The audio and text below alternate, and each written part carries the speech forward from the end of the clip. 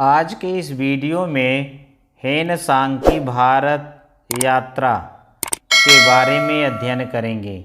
Hiuen Tsang Harshvardhan के शासनकाल में भारत आए और लगभग 1 वर्ष की यात्रा के बाद वे सर्वप्रथम भारतीय राज्य कपिसा पहुँचे थे। तो इस प्रकार हेनसांग एक चीनी यात्री था।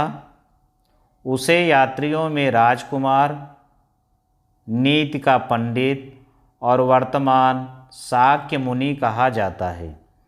20 वर्ष की आयु में वे भिक्षु बन गए थे और 29 वर्ष की आयु में उन्होंने चंद्र की भूमि भारत की यात्रा करने का निश्चय किया। हेनसांग गुप्त रूप से वह अपने देश से निकल आए और ताशकंद, समरकंद, बल्ख होते हुए 630 ईस्वी में गांधार पहुँचे। वहाँ से वे कश्मीर गए, जहाँ वह 2 वर्ष रहे, और पंजाब में भी आए और बुद्ध के जीवन से संबंधित स्थानों जैसे कपिलवस्तु, बनारस, गया और कुशीनगर की उन्होंने यात्रा की। हेनसांग नालंदा विश्वविद्यालय में काफ़ी समय तक रहे। कामरूप के राजा कुमार और कन्नौज के हर्ष ने उन्हें निमंत्रण दिया। उसने दक्षिण और पश्चिम घाट की यात्रा की। उन्होंने लगभग सारे देश में भ्रमण किया। 644 ईस्वी में उन्होंने हर्ष से स्वदेश लौट जाने की अनुमति प्राप्त कर ली। राजा उदित को उसे सीमा तक पहुंचाने के लिए नियुक्त किया गया। पामीर और खेतान होकर 645 ईस्वी में हेनसांग चीन पहुंच गए। हेनसांग की भारत यात्रा का वर्णन। मार्ग में हानि के बाद भी वह बुद्ध के अवशेषों के 150 सोने चांदी संदल की बुद्ध की मूर्तियाँ, 657 पुस्तकों की पांडुलिपियाँ अपने साथ ले गए। शेष जीवन में उन्होंने अनुवाद करने में व्यतीत किया। उन्होंने अपनी यात्राओं का विवरण हमें प्रदान किया, जो बील की पुस्तक पश्चिमी विश्व के बौद्ध रिकॉर्ड में और वार्टज की पुस्तक हुआन चांग की भारत में यात्रा में पढ़ा जा सकता है। हेनसांग की जीवनी उसके मित्र हैली ने लिखी थी। हेनसांग ने अपनी यात्रा विवरण के ऊपर एक ग्रंथ लिखा है।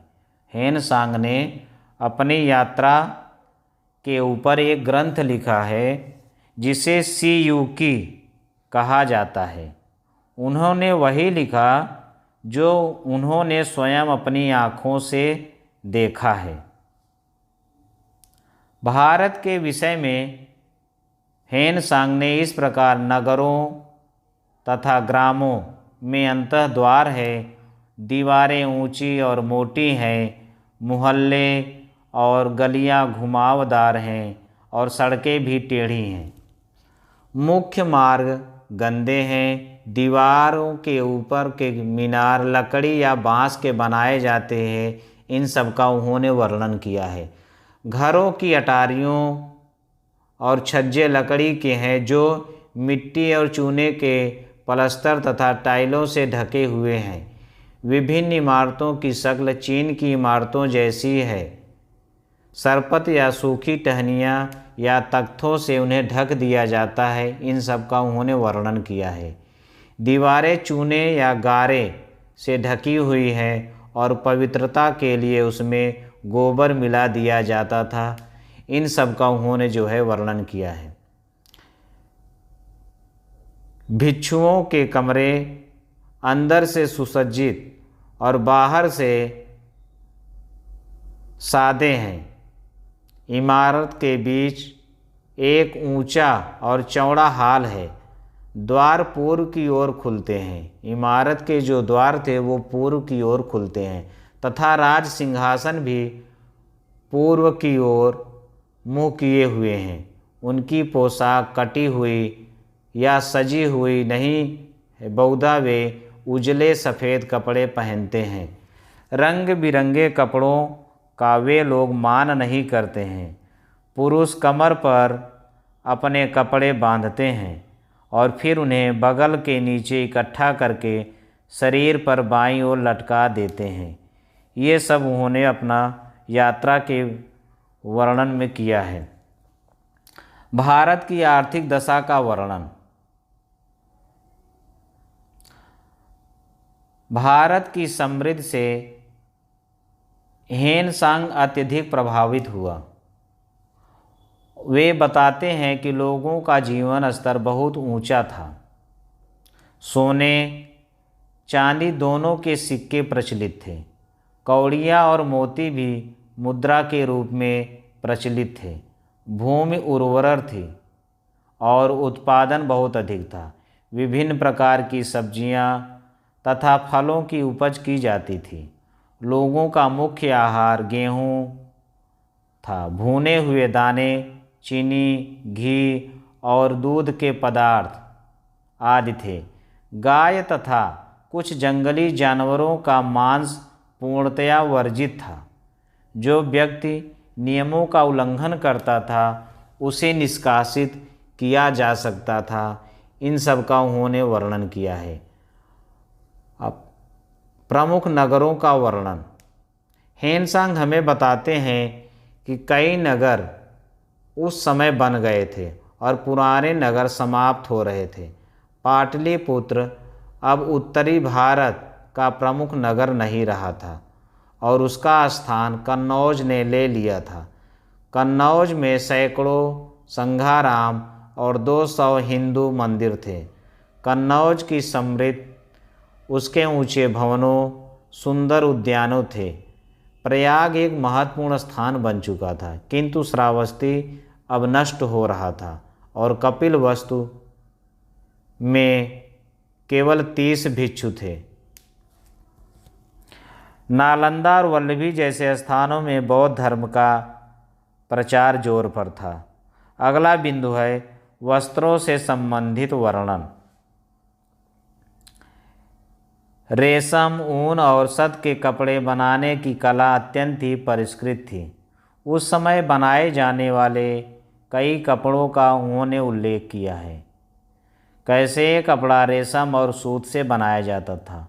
सन और जूट से प्राप्त वस्तुओं से छौम कपड़ा या लीनन बनाया जाता था।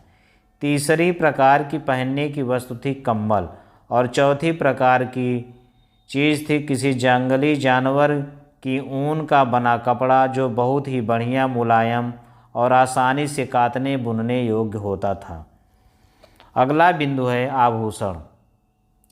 राजा तथा उच्च व्यक्तियों के आभा असाधारण थे।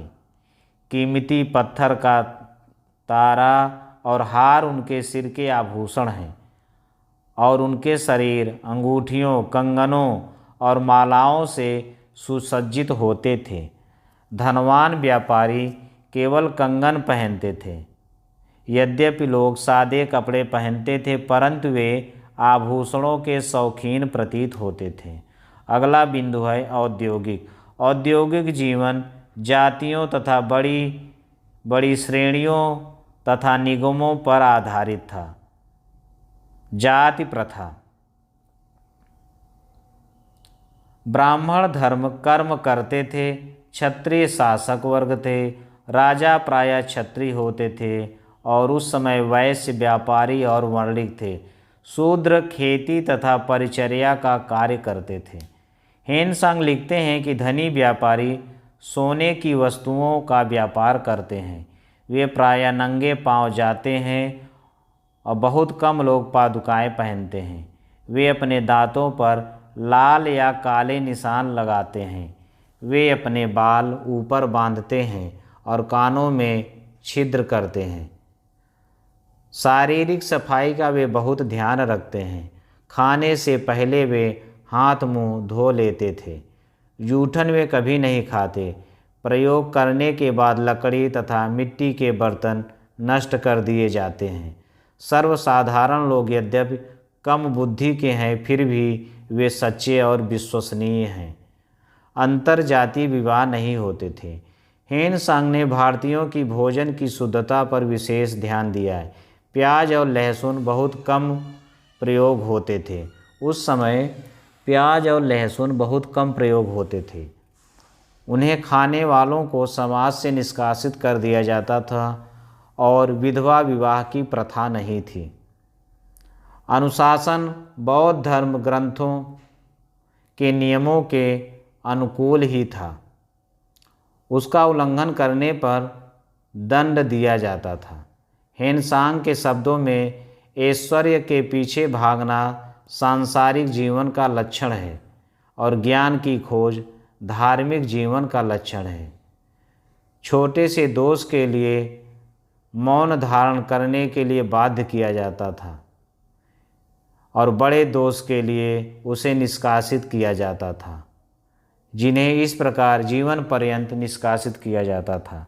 वे निराश्रय सड़कों पर फिरते थे और कभी कभी वे अपना पुराना व्यवसाय फिर शुरू कर देते थे।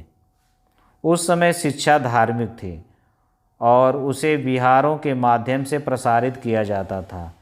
धार्मिक पुस्तकें लिखी हुई थी, किंतु वेदों को मौखिक रूप से प्रचलित रखा गया था। संस्कृत विद्वान वर्ग की भाषा थी। संस्कृत जो है विद्वान वर्ग की भाषा थी और एक व्यक्ति की शिक्षा 9 वर्ष की आयु से 30 वर्ष की आयु तक चलती थी। हेनसांग लिखते हैं कि भारत में कई लोग ऐसे थे जो सारा जीवन अध्ययन में व्यतीत करते थे। हेनसांग लिखते हैं कि जब किसी व्यक्ति की कीर्ति सर्वप्रसिद्ध हो जाती है तो वह एक विचार गोष्ठी का आयोजन होता है। यदि वह व्यक्ति विशिष्टता प्राप्त कर ले तो बहुमूल्य आभूषणों से सज्जित हाथियों पर बैठाकर उसके प्रशंसक उसे बिहार के द्वार पर ले जाते थे। यदि उस व्यक्ति में योग्यता या विशिष्टता आ जाती थी तो उस व्यक्ति को हाथियों पर बैठाकर उन्हें बिहार के द्वार पर ले जाया जाता था। इसके विपरीत यदि व्यक्ति वाद विवाद में हार जाए या तर्क के नियमों का उल्लंघन करे तो उसके ऊपर कीचड़ लगाकर उसे खाई में फेंक दिया जाता था। इस प्रकार हेनसांग के विवरण से हमें हर्षकालीन समाज और संस्कृति का अच्छा ज्ञान प्राप्त हो जाता है।